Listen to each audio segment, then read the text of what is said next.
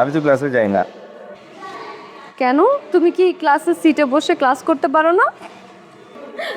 আমার সিটে বসে ক্লাস করতে হয় না, আমার ক্লাস এমনি হয়ে যায়। হুমা তাই? বলিস কি প্রথম দিনই এমন? ছেলেগুলো অনেক দুষ্ট মা। আজকালকার ছেলেরা এমন একটু দুষ্ট হয়, একটু মানিয়ে নিস। প্রথম প্রথম অ্যাডজাস্ট করতে একটু সময় লাগবে। অ্যাডজাস্ট করার কিছু নাই।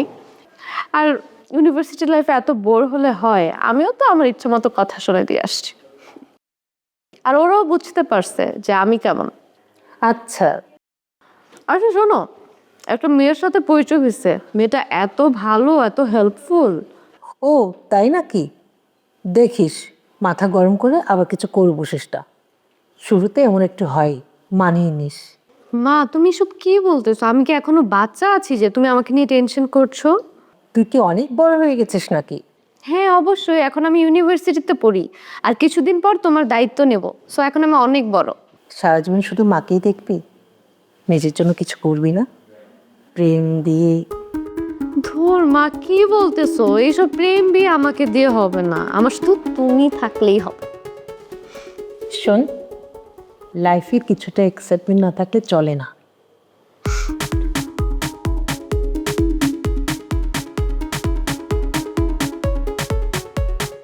High, hi. কি ক্লাসে যাবা? যাও। হ্যাঁ যাচ্ছি, তুমি আগে যাও। আমি তো ক্লাসে যাই না। কেন? তুমি কি ক্লাসের সিটে বসে ক্লাস করতে পারো না? আমার সিটে বসে ক্লাস করতে হয় না, আমার ক্লাস এমনি হয়ে যায়। হুমা তাই?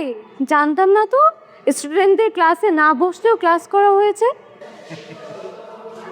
সেটা বসে সবার হয় না, শুধু আমার হয় না। আচ্ছা, কারণ আমি স্পেশাল যে। তা তুমি কি এমন স্পেশাল? সেটা তুমি থাকো, ক্লাস করো, আস্তে আস্তে টের পাবো। Okay bye.